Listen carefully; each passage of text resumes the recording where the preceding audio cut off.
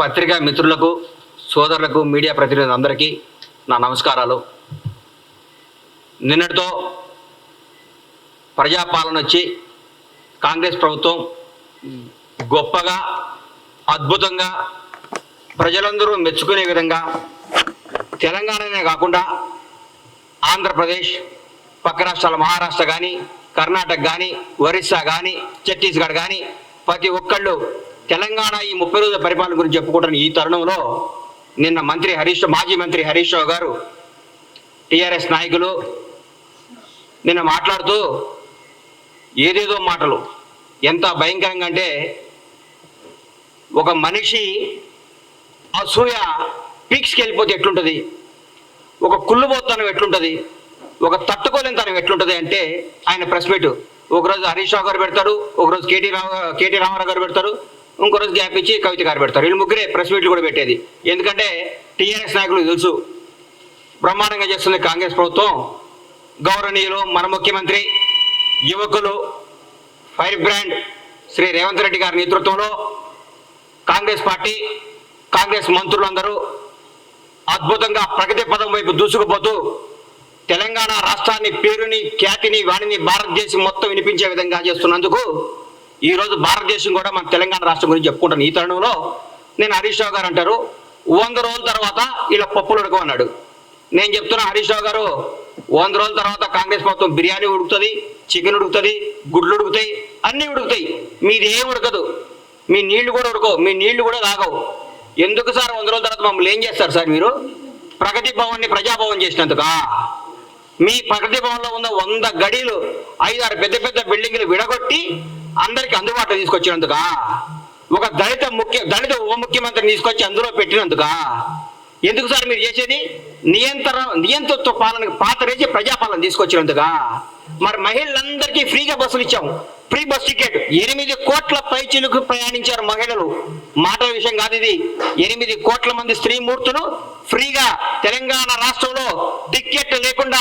అందరూ అనుకుంటున్నారు నిన్న, అన్న ఈ నెల నాకు 1300 మిగిలి, ఈ నెల 1500 మిగిలి, ఈ నెల 1600 మిగిలి, ఈ 1600 తీసుకుపోయి చిట్టి కట్టుకుంటుంది మా ఇంట్లో. పాపం మా ఇంట్లో పనిచేసే ఒక అమ్మాయి. నాకు చాలా ఆనందం అనిపించింది. ఇది ప్రజాపాలన అంటే, ఇది ప్రజా ప్రభుత్వం అంటే. 10 లక్షల రూపాయలు మేము ఆరోగ్య బీమా కింద పంపించినందుక మీరు ఏం చేస్తారు సార్? మేము ఏ నిరుగొత్తు లేకుండా, ఏ రికమెండేషన్ లేకుండా నిజాయితీ గారి పరిపాలన అందిస్తున్నందుక, నీతి గల నాయకుల్ని మంచి మంచి ఉద్యోగాలు నియమించినందుక, ఏ ఫీలింగ్ లేవు. సమాజం ప్రతి ఒక్క కమ్యూనిటీని తీసుకొని నీతివంతమైన అధికారులందరూ నియమించి ముందుకు తీసుకుపోతున్నారు ముఖ్యమంత్రి గారికి రేవంత్ రెడ్డి గారు. మీరు దీనిగా సార్ ఎందుకు కుళ్ళుకుంటున్నారు సార్? మీరు నాకు అర్థం కావట్లేదు. కాళేశ్వరం మొత్తం, మీ మేడిగడ్డ కాళేశ్వరం అవినీతి మొత్తం మా వాళ్ళు ఎంక్వైరీ చేస్తున్నారు కదా సార్ మీరు? మా మంత్రులందరూ, మా ముఖ్యమంత్రి గారితో పాటు కొలీగ్స్ అంటే అది బ్యూటీ ఆఫ్ డెమోక్రసీ అంటే చూపిస్తున్నాం కాంగ్రెస్ ప్రభుత్వం. ముఖ్యమంత్రి నేను, మీరందరూ దూరం ఉండాలి, మీకు ఇంటర్వ్యూలు ఉండు, నేను రూమ్ లో ఉంటా, నేను ఫామ్ హౌస్ లో ఉంటా, నేను ప్రగతి భవన్ నుంచి రాను, నేను ఎవరు కనపడను, నాకు 3 వస్తే బయటకు వస్తా, 3 రాకపోతే ఇంట్లోనే ఉంటా, నా ఫుడ్ అనేది మేము చూసుకొని పరిపాలించుకోమని చెప్తలేరు మా ముఖ్యమంత్రి. ప్రతిరోజు ప్రజలకు, నాయకులకు, అందరికీ అందుబాటులో సచివాలయంలో, ఇంట్లో ప్రతి కార్యక్రమానికి వెళ్తున్నారు, ప్రతి ఒక్కరితో మాట్లాడుతున్నారు, మొబైల్ గేమ్ అవుతున్నారు. ప్రజా ముఖ్యమంత్రి. అందుకే సార్ మీరు మమ్మల్ని 100 రోజుల్లో మమ్మల్ని మా పప్పులు పడుకొని చేసేది. ఏం చేయమంటారు? మమ్మల్ని పడుకోమంటారా? అవి చేయమంటారా? మీ దగ్గర ఒక మంది ప్రెస్ మీట్ పెట్టాలంటే మీ దగ్గర పర్మిషన్ తీసుకోవాలి. మీ దగ్గర ఒక ఎమ్మెల్యే మాట్లాడాలంటే మీతో నోటు పెట్టాలి ముందు. మీకు సార్ అని ఇట్లా నోటు చేస్తున్నా, దయచేసి పర్మిషన్ పెట్టొచ్చా అని మీరు, మీ సారో ఎవరో చెప్తే అప్పుడు ఒప్పుకోవాలి. మీరు అది పెట్టలేదు. ఈ గత 10 ఏళ్లలో మీరు ఎంతమంది మంత్రులు ప్రెస్ మీట్ పెట్టారు? ఎంతమంది మీరు వచ్చి ఢిల్లీకి వచ్చి కార్యక్రమాలు చేశారు? నేను అంటారు ఈ పార్లమెంట్లో కంపల్సరీ గెలవాలి. కంపల్సరీ గెలవకుంటే మన తెలంగాణ సమస్యలు ఢిల్లీలో మాట్లాడేది ఎవరుండరు. ఈ 10 ఏళ్ళు ఎవరున్నారు సార్ అధికారంలోకి? మీరు ఎంతమంది ఎన్నిసార్లు మీరు ప్రధానమంత్రి గెలిచారు సార్? ఎన్నిసార్లు కేంద్ర మంత్రులు గెలిచారు సార్? ఎన్నిసార్లు తెలంగాణకు రావాల్సిన హామీల గురించి మాట్లాడుకున్నారు సార్ మీరు? 30 రోజుల్లో మా ముఖ్యమంత్రి గారు, మా మంత్రులు ప్రతి ఒక్క సమస్యని ప్రధానమంత్రి గారి దృష్టికి, హోంమంత్రి గారి దృష్టికి, ప్రతి మంత్రి దగ్గరికి పోయి సార్ మా పరిస్థితి ఇది, మాకు ఇది రావాలి, మాకు ఇంతమంది ఐఏఎస్లు కావాలి, మాకు ఇది కనీసం తెలంగాణ ఆత్మగౌరవం చిన్నమైన జనవరి 26 నాడు చెట్టగానే పెట్టించారు సార్ మీరు. మా ముఖ్యమంత్రి గారు పోయి ప్రధానమంత్రి గారిని రిక్వెస్ట్ చేసి సార్ మా తెలంగాణ గౌరవం ఇది, మాకు ఇవ్వండి సార్ లెటర్ పంపిస్తే మాకు ఓకే చేశారు. అది ముఖ్యమంత్రి గారు చేస్తున్న పని. ఇంకేం సార్ మీరు మాట్లాడితే?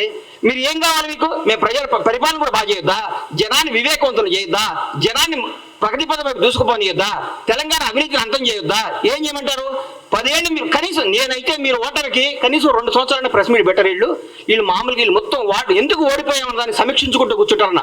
అరే మా ఆగం పాడుగాను రోజుగా ప్రెస్ మీట్, ప్రతిరోజు ప్రెస్ మీట్ సార్. దేనికి? ఏం చేస్తారు సార్ మీరు? మీరు ప్రగతి భవన్ నుంచి వెళ్ళిపోయిన రోజు నుంచి ఈ రోజు వరకు చూస్తున్నా మీరు ఆ టీఆర్ఎస్ భవన్లో కూర్చొని ప్రెస్ మీట్లు పెట్టుకోవాల్సిందే. రాబోయే 10 ఏళ్ళు, రాబోయే 10 సంవత్సరాలు మీరు టీఆర్ఎస్ భవన్లో ప్రెస్ మీట్లు పెట్టుకోవాల్సిందే. మీరు ఈ ప్రజా ప్రభుత్వాన్ని చూసి కుళ్ళుకోవాల్సిందే. ఈ ప్రజా ప్రభుత్వం గురించి మీరు రోజు బాధపడాల్సిందే. మీరు ఏ విధమైన చేయలేరు. అధికార నియామకాల్లో కూడా సమాజం పాటించింది మా ప్రభుత్వం. ఎవరికి ఎక్కడ బంధు ప్రీతి, కుల ప్రీతి, రాగ ద్వేషాలకు దూరంగా పెట్టి సమర్థవంతమైన నాయకుల్ని, నిజాయితీవంతమైన నాయకుల్ని నియమించింది మా ప్రభుత్వం. ప్రజలు స్వేచ్ఛావాయువు పీల్చుకుంటున్నారు. అబ్బా ఎంత హాయిగా ఉందిరా, బ్యూటీ ఆఫ్ డెమోక్రసీ ఎంత బాగుందిరా, కాంగ్రెస్ ప్రభుత్వం ఎంత పరిపాలిస్తుందిరా. ఇందిరమ్మ రాజ్యం అంటే ఇదే కదా, సోనియమ్మ కళ్ళు ఇదే కదా. సోనియమ్మ అందుకనే కదా తెలంగాణ రాష్ట్రాన్ని ఇచ్చింది. మన్న పరిపాలించుకోవడానికి కదా తెలంగాణ ఇచ్చింది మాట్లాడుతున్నాం. అంత జనమందరూ చెప్పుకుంటున్నారు సార్. ఈరోజు మేము ఎవరి దగ్గర బానిసత్వంగా ఉండలేదు. మీ దగ్గర బానిస బతుకు బతికారు కదా సార్ 10 సంవత్సరాలు. తెలంగాణ ప్రజలందరూ బానిస బతుకుని తెంచుకొని వచ్చారు. హరీష్ అన్న, మీరు 10 సంవత్సరాల పాటు మంత్రిగా చేశారు. దయచేసి ఆత్మసాక్షిగా గుండె మీద చేసుకొని చెప్పండి. మీరు నిజం చెప్పండి. ప్రభుత్వం రేవంత్ రెడ్డి గారు అద్భుతంగా చేస్తున్నారా, చేయట్లేదా? పరిపాలన బాగుందా లేదా? మీరు మనస్సాక్షి మీరు క్వశ్చన్ చేసుకొని మీరు మాట్లాడండి. ప్రతిరోజు ఏదో విమర్శించాలి. ఎందుకు ఇస్తారు సార్ మీకు ఎంపీ సీట్లు? ఒక్క సీటు కూడా బీఆర్ఎస్ గెలవదు. ఈసారి నేను చెప్తున్నా, రాసుకోండి. ఒక్క సీటు కూడా గెలవదు. రండి, మీ ఓడిపోయిన మంత్రులు అందరూ వచ్చి, మీరందరూ వచ్చి, మీకు దమ్ముంటే అందరూ ఒక్కొక్క పార్లమెంట్ లో పోటీ చేయండి. అందరూ రండి, ఎంతమంది గెలుస్తారు చూద్దాం. ఒక్కడు ప్రజలు కోరుకుంటున్నారు కాంగ్రెస్ ప్రభుత్వాన్ని. ఈ రోజు ఢిల్లీలో ప్రతిపక్షంలో ఉన్నాం, రేపు అధికార పక్షంలోకి రాబోతున్నాం. ఢిల్లీలో కూడా మేము ఏం చేస్తారు సార్? మీరు టీఆర్ఎస్ ఎంపీలు గెలిచి ఏం చేస్తారు సార్? అక్కడ ఏం చేస్తారు సార్? ఈ 10 ఏళ్ళు ఎందుకు పోలేదు సార్? ఈ 10 ఏళ్ళు హైదరాబాద్ ఢిల్లీ ఫ్లైట్లు బంద్ అయినాయా? ఈ 10 సంవత్సరాలు హైదరాబాద్ ఢిల్లీకి ఫ్లైట్లు లేవా? ట్రాన్స్పోర్ట్ అయినా ఆగిపోయిందా? ఈ 30 రోజు నుంచి ట్రాన్స్పోర్ట్ వచ్చిందా? మీ ముఖ్యమంత్రి గారు ఎన్నిసార్లు కలిచారు సార్? రాష్ట్రపతి వస్తే, ప్రధానమంత్రి వస్తేనే స్వాగతం పలకటానికి కూడా వెళ్ళని ముఖ్యమంత్రి గారు సార్ మీది. అది మీది. మా ముఖ్యమంత్రి గారు, మాజీ రాష్ట్రపతి గారు వస్తే పోయి పలకరించి నమస్కారం పెట్టి ఆయన సంస్కారం చాటుకున్న గొప్ప నేత రేవంత్ రెడ్డి గారు. రేవంత్ రెడ్డి గారు యువకుడు, ఉత్సాహవంతుడు, ప్రజల కోసమే, ప్రజా శ్రేయస్సు కోసమే, ప్రజల బాగోగుల కోసమే, తెలంగాణ ప్రజల కోసం పోరాడుతున్న వ్యక్తి ముఖ్యమంత్రి గారు. ఆయనను పట్టుకొని ఆయన పిసిసి అధ్యక్షుడిగా ఉన్నప్పుడు ఏం చేశారు, పిసిసి అది లేనప్పుడు ఏం చేశారు? విమర్శిస్తారు సార్, విమర్శిస్తారు. ప్రజలు ఒప్పుకున్నారు. మా కార్యకర్తలందరూ మా ఇంటనే ఉన్నారన్నారు హరీష్ అన్న. 10 సంవత్సరాల ప్రతిపక్షంలో ఉన్నా కానీ కాంగ్రెస్ కార్యకర్తలందరూ కాంగ్రెస్లో ఉంటారు. ఈరోజు ఏ పార్టీ కార్యకర్తలు అధికారం ఉన్నా లేకపోయినా ఒక కార్యకర్తలు అంటూ ఉంటారు. బీజేపీ కార్యకర్తలు బీజేపీతో ఉంటారు, సిపిఎం వాళ్ళు సిపిఎంతో ఉంటారు, సిపి వాళ్ళు సిపిఐతో ఉంటారు. ఏ పార్టీ కార్యకర్తలు ఆ పార్టీలో ఉంటారు. కార్యకర్తలు ఎక్కడికి పోరు. కానీ జనం మాత్రం ఈరోజు కాంగ్రెస్ పార్టీ వెనకాల ఉన్నారు. కాంగ్రెస్ పార్టీ అభివృద్ధి వైపు ఉన్నారు. కాంగ్రెస్ పార్టీ మంచి పరిపాలన కోసం ఉన్నారు. కాంగ్రెస్ పార్టీ చేస్తున్న అభివృద్ధి వైపు ఉన్నారు. దయచేసి ఇకనైనా ఆలోచించుకోండి. కొంతకాలం మీ మానసిక స్థితిని మీ తప్పులు ముందు రెక్టిఫై చేసుకోండి. అప్పుడే 30 రోజులు ఇవాళ చెప్తున్నా, రాష్ట్రానికి 2వ ముఖ్యమంత్రి రేవంత్ రెడ్డి గారు రాబోయే ఎన్ని తరాలు ఉంటారో, ఎన్ని రోజులు ఆయన పేరు గుర్తుంటుందో మీరు గుర్తుపెట్టుకోండి. నేను చెప్తున్నా, కాంగ్రెస్ ప్రభుత్వం ఈరోజు అందరికీ అందుబాటులో ఉంది. డైరెక్ట్ సెక్రటరీకి వెళ్ళిపోతున్నారు సార్. ఎవరు పడ్డా ఏ సమస్య ఉన్నా సెక్రటరీకి పోతున్నారు. ఏ సమస్య ఉన్నా ఒక మంత్రి గారిని కేక్ వాక్తో కలుస్తున్నారు. ఏ సమస్య ఉన్నా ముఖ్యమంత్రి గారి దగ్గరికి పోతున్నారు. ఇంతకంటే ఏం కావాలి సార్?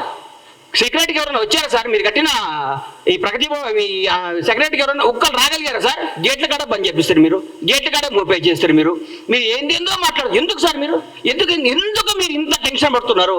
ఎందుకు? మరీ ముఖ్యంగా హరీష్ రావు గారు, కేటీఆర్ గారు అయితే వాయమ్మనే ఆగం చేస్తున్నారు సార్. పెండ బిస్కెట్ పిస్తున్నారు. ఎందుకు సార్? ఆగండి, కొద్దిగా ఆగండి సార్.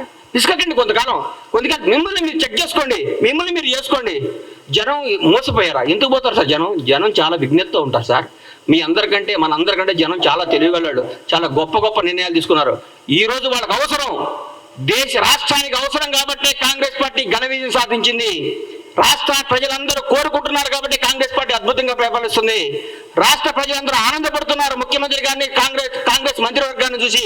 ప్రతి ఒక్క మంత్రి ఒక హోదాతో, స్వతంత్ర హోదాతో ధైర్యంగా దమ్ముగా పరిపాలిస్తున్నారు. వాళ్ళ వాక్ స్వాతంత్రం ఉంది ఇక్కడ. ప్రతి ఎమ్మెల్యేకి వాక్ స్వాతంత్రం ఉంది ఇక్కడ. ప్రతి నాయకుడికి వాక్ స్వాతంత్రం ఉంది. ఎవరైనా మాట్లాడచ్చు. మీ దగ్గర మాట్లాడాలంటే ఏమవుతుందో నాయన, ఉన్న ఉద్యోగం పోతుందని భయం. మీ ముఖ్యమంత్రి గారు ప్రెస్ మీట్ పెడితే పక్కన ఒక దళిత మంత్రి గారు కూర్చుంటేనే ఎల్లగొట్టిరు. మా బ్యూటీ చూడండి, ప్రగతి భవన్ ఉన్నాయి, ముఖ్యమంత్రి నివాసాన్ని డిప్యూటీ సీఎం బట్టి విక్రమార్క గారు దళిత ఉప ముఖ్యమంత్రి గారికి ఇచ్చి అన్నా మీరు అందులో ఉండండి అని చెప్పారు. అది మా గొప్పతనం. దయచేసి ఇప్పుడు చెప్తున్న హరీష్ రావు గారు కొంతగానో ఓపిక పట్టండి. 100 రోజులు కాదు, 1000 రోజులైనా మీకు రారు, 1000 రోజులైనా మీకు జరగదు.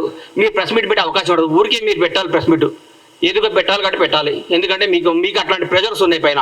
ఏ ప్రెస్ మీట్ పెట్టు అలా తిట్టని మీకు ప్రెజర్స్ ఉన్నాయి కాబట్టి ఆ ప్రెజర్స్ని తట్టుకోలేక మీరు పెడుతున్నారని నాకు అర్థమైంది. మీ మనస్సాక్షిలో మేము బాగా చేస్తున్నాం, మీ మనసుకు కూడా తెలుసు. మీరందరూ మా ముఖ్యమంత్రి గారిని, మా ప్రభుత్వాన్ని మెచ్చుకొని మమ్మల్ని ప్రోత్సహించి ప్రజలకు మంచి చేద్దాం, ప్రజలకు అద్భుతాలు చేద్దాం, ప్రజలకు ఫలాలు అందిద్దాం. కానీ మా 6 గ్యారెంటీలు అమలవుతాయి, మా 6 గ్యారెంటీలు అందరికీ వస్తాయి. 100 రోజుల తర్వాత ముఖ్యమంత్రి గారు, మా కాంగ్రెస్ ప్రభుత్వం చెప్పినట్టు, మా రాహుల్ గాంధీ గారు చెప్పినట్టు, మా ప్రభుత్వం చెప్పిన అన్ని కార్యక్రమాలు అమలు చేస్తాం. మీలాగా అబద్ధాలు చెప్పం, మోసాలు చేయం, తప్పులు చేయం, బంధుప్రీతి లేదు, రాగద్వేషాలు లేవు, నిజాయితీ పాలన ఉంది. మీరందరూ కొద్దిగా ఓపిక పట్టాలని మనస్ఫూర్తిగా కోరుకుంటూ సెలవు తీసుకుంటున్నాను. Thank you.